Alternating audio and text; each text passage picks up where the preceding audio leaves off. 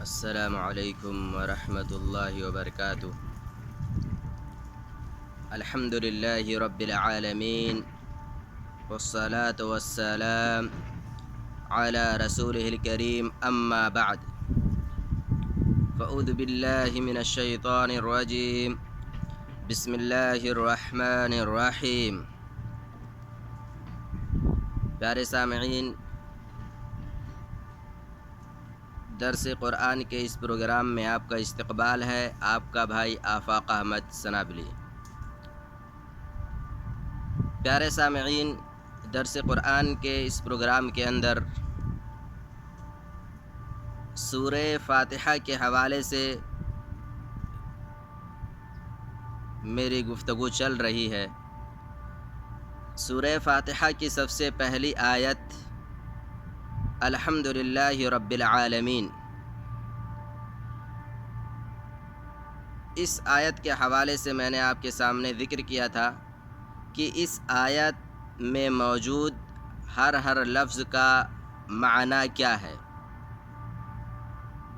اور میں نے آپ سے وعدہ کیا تھا کہ انشاءاللہ اگلی گفتگو میری جو ہوگی وہ یہ کہ اس آیت کے اندر یعنی الحمد للہ رب العالمین کے اندر توحید کی تینوں قسمیں اللہ تبارک و تعالی نے ذکر کر دی ہیں، بیان کر دی ہیں۔ اسی طریقے سے اس آیت کے اندر موجود پیغام یا تعلیم۔ پیارے سامعین، علماء کرام نے توحید کی تین قسمیں بیان کی ہیں۔ توحید کو علماء کرام نے تین قسموں میں تقسیم کیا ہے۔ نمبر 1 توحید ربوبیت، نمبر 2 توحید الوہیت، نمبر 3 توحید اسماء و صفات۔ اختصار کے ساتھ ہم ان تینوں قسموں کی سب سے پہلے تعریف جانتے ہیں، اس کے بعد آیت سے میں استدلال کرتا ہوں کہ کس طریقے سے اللہ تبارک و تعالی نے سورہ فاتحہ کی اس آیت یعنی سب سے پہلی آیت الحمدللہ رب العالمین کے اندر توحید کی تینوں قسموں کا ذکر کیا ہے۔ توحید کی سب سے پہلی قسم ہے توحید ربوبیت۔ توحید ربوبیت کا مطلب یہ ہوتا ہے کہ اللہ تبارک و تعالی کو اس کے تمام افعال میں یکتا، اکیلا، تنہا جاننا اور ماننا، یعنی اس پوری دنیا کو چلانے میں اللہ تبارک و تعالی صرف اکیلا اور تنہا ہے، اس کے ساتھ اس کا کوئی مدد کرنے والا نہیں ہے۔ اسی طریقے سے رزق دینا، اس عمل میں بھی، اس کام میں بھی اللہ تبارک و تعالی تنہا ہے۔ اسی طریقے سے ہدایت دینا، لوگوں کو موت دینا، لوگوں کو زندگی عطا کرنا۔ خلاصہ کلام یہ کہ اس دنیا کے اندر جتنے بھی کام ہوتے ہیں ان تمام کاموں میں اللہ تبارک و تعالی تنہا اور اکیلا ہے۔ خالق، رازق، مالک، ہر کام میں اللہ تبارک و تعالی کو اکیلا اور تنہا ماننا، اس عمل میں کسی کو شریک اور ساجھی نہ کرنا، یہی کیا ہے؟ توحید ربوبیت ہے۔ توحید الوہیت کا مطلب یہ ہے کہ اللہ تبارک و تعالی کو تمام عبادات میں صرف اکیلا یعنی اللہ تبارک و تعالی کے لیے تمام عبادتیں انجام دی جائیں اور اسی کو معبود حقیقی تسلیم کرنا۔ مثلا نماز ادا کرنا، صرف اللہ تبارک و تعالی کے لیے نماز ادا کرنا، اس کے علاوہ کسی اور کے لیے نماز نہ ادا کرنا۔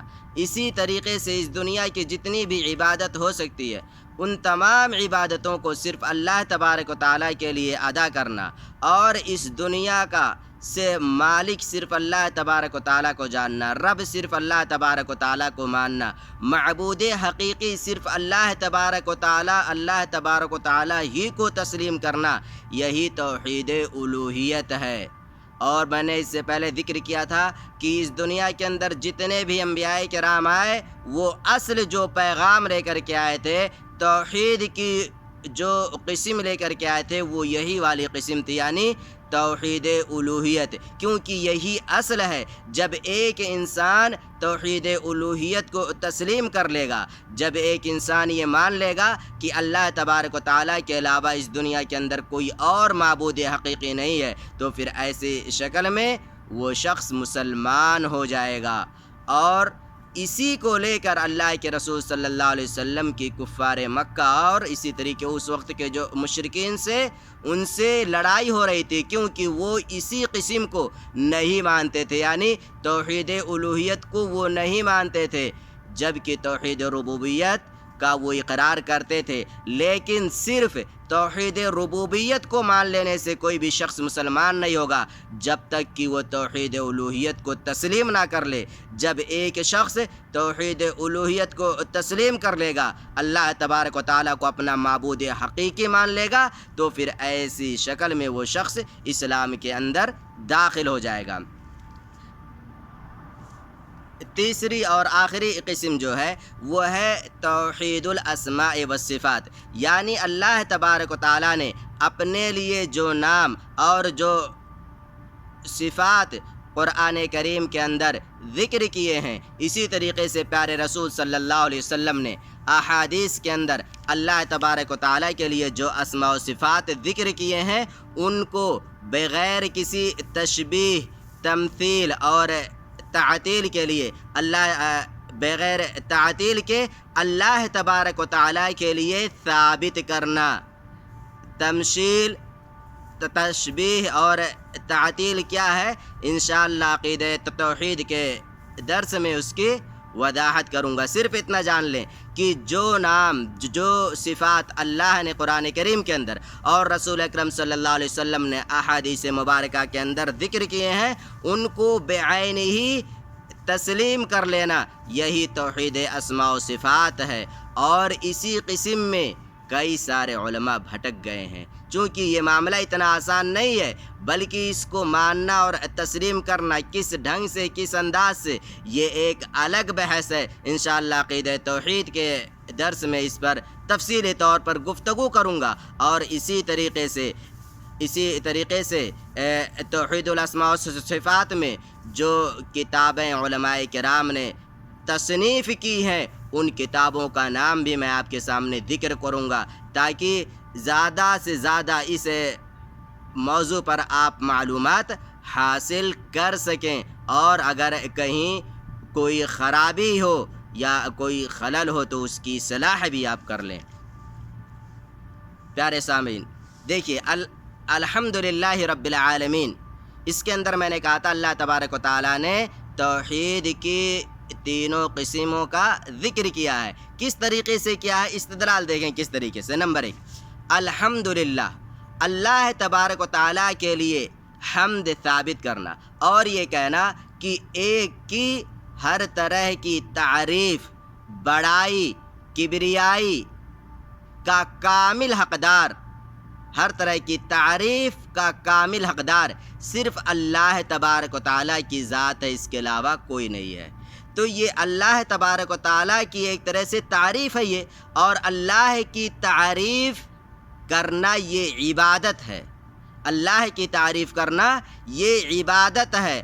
اور توحید الوہیت کا مطلب میں نے ذکر کیا تھا کہ ہر طرح کی عبادت صرف اللہ تبارک و تعالیٰ کے لیے انجام دینا۔ تو اللہ کی تعریف کرنا یہ ایک عبادت ہے، تو جو گویا کہ جو ہر طرح کی کامل تعریف کا حقدار صرف اللہ تبارک و تعالیٰ کو جانتا اور مانتا ہے، گویا کہ وہ توحید الوہیت کا اقرار کرتا ہے، اس کے یہاں توحید الوہیت موجود ہے۔ نمبر 2، تو توحید ربوبیت، یہ قسم بھی اس آیت کے اندر موجود ہے۔ کس طریقے سے موجود ہے، دیکھیے، الحمدللہ رب العالمین، الحمدللہ کو الگ کر دیں، رب العالمین پر آئیے آپ۔ رب العالمین کا مطلب کیا ہوگا کہ اس کائنات کا پورا نظام، پورا سسٹم اللہ رب العالمین کے ہاتھ میں ہے، وہی پوری کائنات کو چلانے والا ہے۔ اور میں نے کہا تھا توحید ربوبیت کا مطلب یہ ہے کہ اللہ تبارک و تعالیٰ کو اس کے افعال میں، رزق دینے میں، موت دینے میں، ہدایت دینے میں، زندگی عطا کرنے میں جتنے بھی کام ہیں ان تمام کاموں میں اللہ تبارک و تعالیٰ کو ایک جاننا. تو اس پوری کائنات کا نظام اور سسٹم، ان تمام چیزوں میں اس میں اللہ تبارک و تعالیٰ کو ایک جاننا، یہ کیا ہے؟ توحید ربوبیت ہے. تو جو شخص یہ کہتا ہے کہ اس کائنات کا پورا نظام اور سسٹم اللہ تبارک و تعالیٰ کے ہاتھ میں ہے اور اس پوری دنیا کو چلانے والا صرف وہی ہے، اس کے علاوہ کوئی نہیں ہے، گویا کہ وہ توحید ربوبیت کا اقرار کرتا ہے، توحید ربوبیت کو تسلیم کرتا ہے. آخری قسم جو ہے وہ ہے توحید الاسماء و صفات، یعنی اللہ تبارک و تعالیٰ نے قرآن کریم کے اندر اور پیارے رسول صلی اللہ علیہ وسلم نے احادیث مبارکہ کے اندر اللہ تبارک و تعالیٰ کے کچھ اسماء و صفات ذکر کیے ہیں، کچھ خوبصورت اور پیارے پیارے نام ذکر کیے ہیں، ان کو بعینہ ہی ویسے تسلیم کرنا. دیکھیے اس آیت کے اندر اللہ تبارک و تعالیٰ کے 2 نام ذکر کیے گئے ہیں. نمبر 1 اللہ، یہ اللہ تبارک و تعالیٰ کا ذاتی نام ہے. نمبر 2 رب العالمین، یہ بھی اللہ تبارک و تعالیٰ کے اسماء و صفات میں سے ایک ہے. گویا کہ اس آیت کے اندر اللہ تبارک و تعالیٰ کے اسماء و صفات میں سے 2 چیزوں کا ذکر کیا گیا ہے، ناموں کا. نمبر 1 اللہ، نمبر 2 رب العالمین، رب العالمین. تو گویا کہ جو ان کو مانتا ہے کہ اللہ صرف وہی ہے، رب صرف وہی ہے، گویا کہ وہ توحید الاسماء و صفات کا اقرار کرتا ہے. تو اس طریقے سے توحید کی تینوں قسموں کا تذکرہ اللہ تبارک و تعالیٰ نے قرآن کریم کی سورہ فاتحہ کی جو سب سے پہلی آیت ہے الحمدللہ رب العالمین، اس کے اندر ذکر کر دیا ہے. مقصد یہ ہے کہ ایک انسان جب قرآن کریم کو پڑھنے کی ابتدا کرے تو ابتدا ہی سے وہ اپنے عقیدے کی سب سے پہلے اصلاح کر لے، کیونکہ جب تک ایک انسان کا عقیدہ درست نہیں ہوگا اور اس کا توحید خالص نہیں ہوگا تب تک وہ آگے کی چیزیں جو قرآن کریم کے اندر ذکر کی گئی ہیں ان سے وہ فائدہ نہیں اٹھا سکتا ہے. تو اسی وجہ سے قرآن کریم جب ایک انسان کھولتا ہے تو سب سے پہلی آیت جو اس کے سامنے آتی ہے وہ الحمدللہ رب العالمین ہے، اور یہیں سے اللہ تبارک و تعالیٰ یہ تعلیم دے دیتا ہے کہ سب سے پہلی آیت جب آپ نے پڑھ لیا تو اس آیت پر غور کر لیں، اس آیت کا معنی و مفہوم کیا ہے، اس آیت کی تعلیم کیا ہے، اس پر آپ غور کر لیں اور سب سے پہلے اس پر عمل کر لیں. اگر اس پر عمل کر لیں گے تو آگے کی چیزوں سے آپ فائدہ اٹھا سکتے ہیں.